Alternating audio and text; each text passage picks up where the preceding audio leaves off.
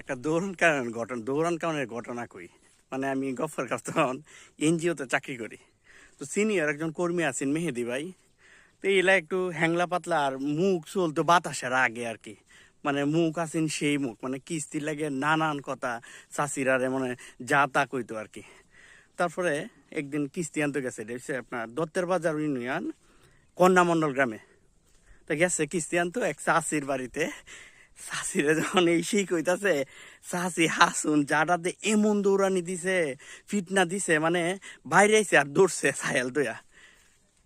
দৌড়ানি খায়া অফিসে আইসা আয়া তো এই ঘটনা আমরা কইতাছে যে কিস্তি আনতে গেছেন ফিটনা খাইছে, মানে দৌড়ান খাইছে সাইকেল ডাইনে দেওয়ানে লাগে।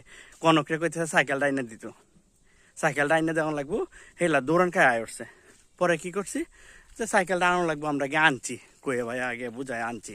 কিন্তু এর পরের দিনে মেহেদির সিডি আইছে, মেহেদির প্রমোশন হয়েছে, মেহেদি ম্যানেজার হয়ে গেছে একবারে সিলেট। এই দিক দিয়ে পরবর্তী সপ্তাহ কিস্তি কেলানবো এই নিয়ে ম্যানেজার সহ আতঙ্কে। কিন্তু পরে ফাইনালি সিদ্ধান্ত দিল কিস্তি আমার কেন লাগবে। আমার তো রাইতে ঘুম নাই এর আগের দিন। পরের দিন আমি কিস্তি আনতে গেছি, কিস্তি আইনে প্রথমে এই চাষিরে খুঁজতেছি আর কি।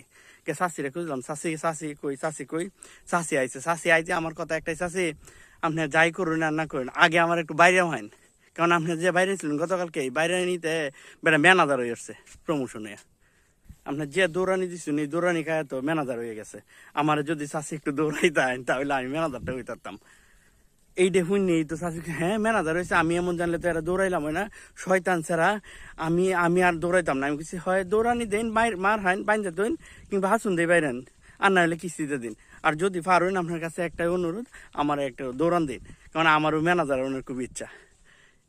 এই মেয়েদি মানে এনজিও চাকরি যারা করছেন এরা কইতার পারেন অন্তত যে মাসের শেষা আর কিস্তি আনতে গেলে কি একটা যন্ত্রণা, এটা একমাত্র যারা চাকরি করছে এরাই কইতে পারবো।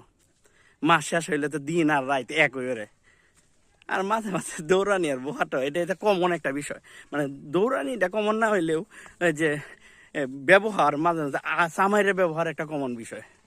মেহেদিবের ভাগ্যটা পালা, এটা বাইন দিয়ে রাখছে না, কারণ এটা গফরগাঁও, মেহেদির মাথাত মনে হাসি নেই না গফরগাঁও। এটা যে গফরগাঁওতে কিস্তি আনতে গেছে, তাও আবার নানান কথা মানে খারাপ ব্যবহার করে, মানে ইতিহাসটাই মনে হয় মেহেদি জানে না, একবার বিনাশ করে গেল। যদি ধরতাম তো মেহেদি আসেনি এমনি 35-40 কেজি ওজন।